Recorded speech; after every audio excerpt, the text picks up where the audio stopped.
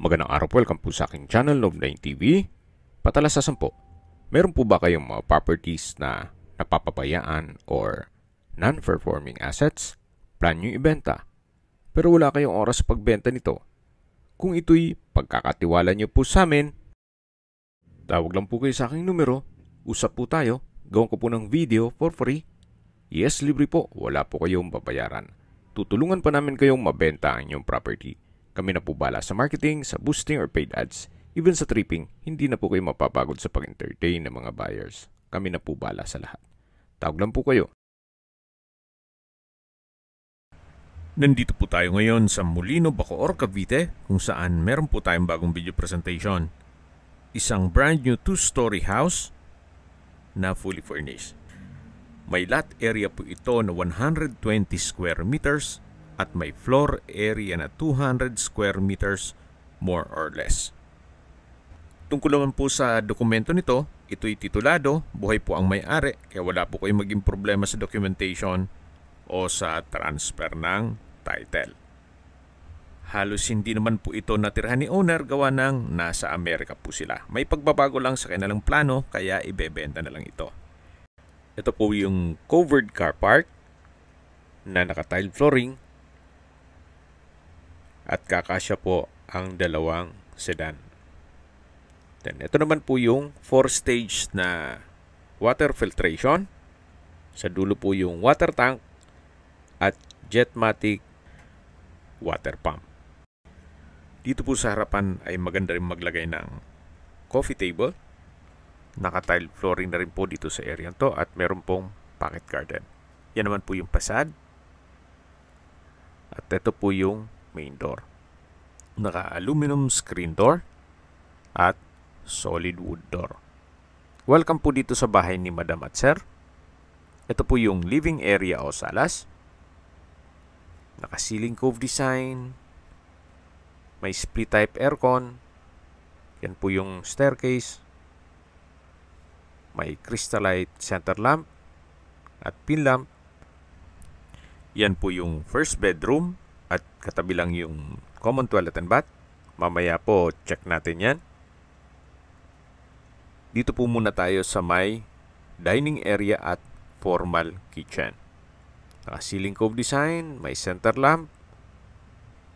Malaki po ang espasyo. May breakfast nook, pendant lamp at meron pong access door papunta sa service area. Kahit po 8-seater na dining table, kakasya po dito sa laki nitong espasyo. Modern design na rin po itong kitchen. Naka-tile flooring na rin po. Then yan po yung tinutukoy ko na breakfast nook na may pendant lamp. Dito naman po yung espasyo para sa refrigerator at gas range. May range hood na rin po siya. Ito po yung kitchen countertop. May stainless sink with faucet, may kitchen cabinet and drawer, kitchen window with security grill. Ito pong breakfast nook ay may drawer. Yan po ulit yung dining area at dito naman po yung tinutukoy ko na access door papunta sa service area. Naka-solid wood door. Then meron pong countertop, stainless sink with faucet. Dito po sa dulo ay meron pong open below na kung saan yan po yung natural ventilation.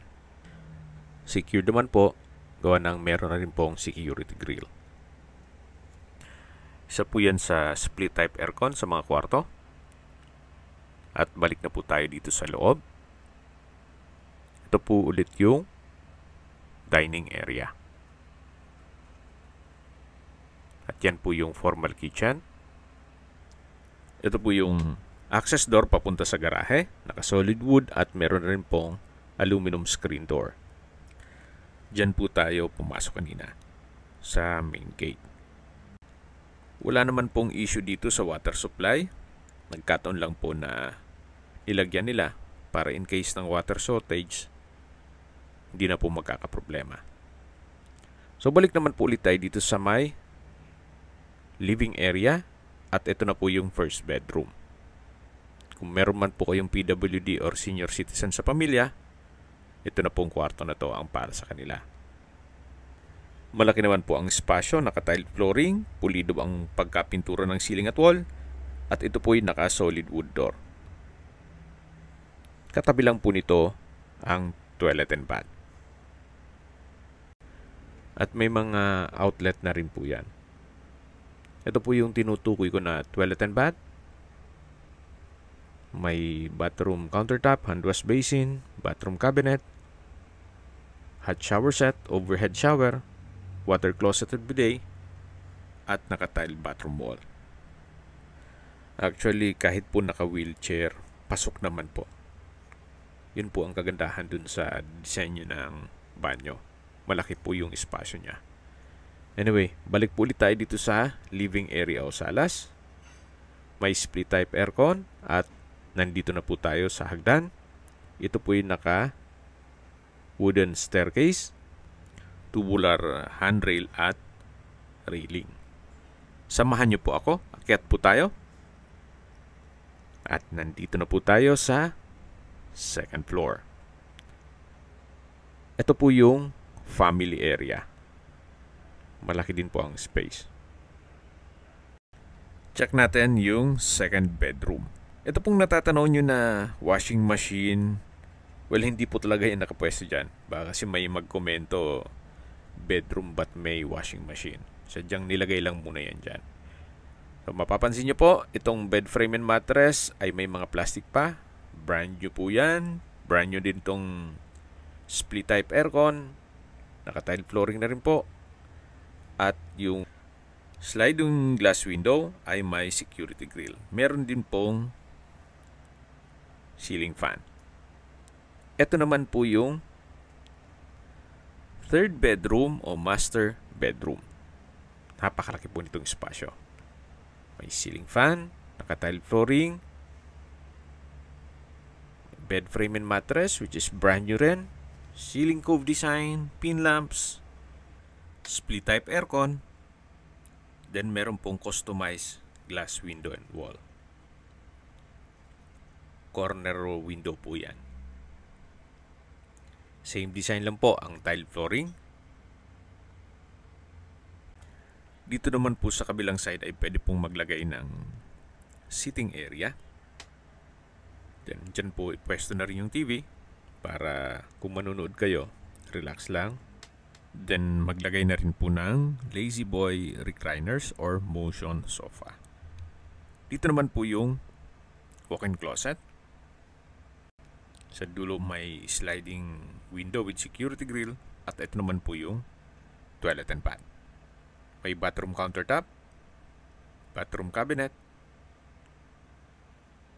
water closet with bidet, shower enclosure, hot shower set, overhead shower, at from floor to ceiling po ang tile bathroom wall. Ito po yung toilet and bath at ito naman yung walk-in closet ng master bedroom. Tunghayin niyo po ulit. Napakalaki po nitong espasyo. Ang kagandahan po dito sa property na to ay wala na po kayong ipapagawa. Ready for occupancy. Lilipatan nyo na ang kaagad. Lipat na po tayo dito sa fourth bedroom. May brand new na bed frame and mattress, ceiling fan, split type aircon, tile flooring, may mga pin lamps. Sa dulo po ay may sliding window with security grill. At sa spasyo, malaki din po siya. Lipat na po tayo. Labas ulit dito sa may family area. Yan po yung common toilet and bath. Ang gagandahan po dito sa mga toilet and bath ay malaki po yung mga espasyo. May bathroom countertop, bathroom cabinet, hand wash basin, water closet with bidet, hot shower set, at overhead shower. Sa distance, location at travel time portion na po tayo. Ito pong property ay napakalapit lang po sa Evia. Ang distance is 4.6 kilometers at ang travel time is 12 minutes. Mula naman po sa South City Hospital and Medical Center, ang distance is 6 kilometers at ang travel time is 15 minutes. Mula naman po sa Somo Vista Mall at SM Molino, ang distance is 6.7 kilometers at ang travel time is 16 minutes. Mula naman po sa State Fields School at University of Perpetual Health System Delta, ang distance is 8.7 kilometers at ang travel time is 22 minutes. Mula naman po sa San Beda, Alabang, ang distance is 15 kilometers at ang travel time is 35 minutes. Mula naman po sa Manila o sa airport, ang distance is 27 kilometers at ang travel time is 45 minutes. Okay, sa presyo na po tayo. Binibenta po ito ni owner sa halagang 9.8 million pesos. Net.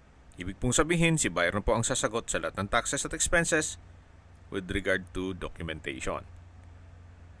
Summarize ko lang po ulit. Ito pong property ay nasa Molino, Bacoor, Cavite. May lot area po ito na 120 square meters at may floor area na 200 square meters more or less. Semi-furnished at brand new. Hindi naman po ito natirahan ni owner, gawa ng nasa Amerika po sila. Kung may mga katanungan po kayo, tawag lang po kayo sa aking numero. At sa mga kababayan naman natin na sa ibang bansa, meron po akong Viber, WhatsApp at Telegram. Same number lang po, 0917-316-3399. Sa mga nagtatanong naman po ng aming Facebook, meron po aming Facebook page na Nov9TV at Facebook Real Video. Meron din pong TikTok at Instagram. May ibang YouTube channel po kami, the Nov9TV channel, Nov9TV Listings, Nov9TV On The Spot, Nov9TV Updates, at Nov9TV House Rental. Sana po naibigyan nyo ang video presentation. Paki-like and subscribe na lang po sa aking channel para ma-update din po kayo sa aking future listings. Kung sakali po hanap nyo yung mas malaking sukat ng lupa, meron din po kami ibang listings na pwede nyong pagpilian. Huwag po kayong mag-atubiling tumawag sa amin. Then, let us know your budget para malaman namin kung anong property pwede naming ilog sa inyo. Sa lahat pong viewers, subscriber at nagtiwala po sa amin, salamat po sa suporta. Ingat po kayo lagi at yung pamilya. Maraming salamat po.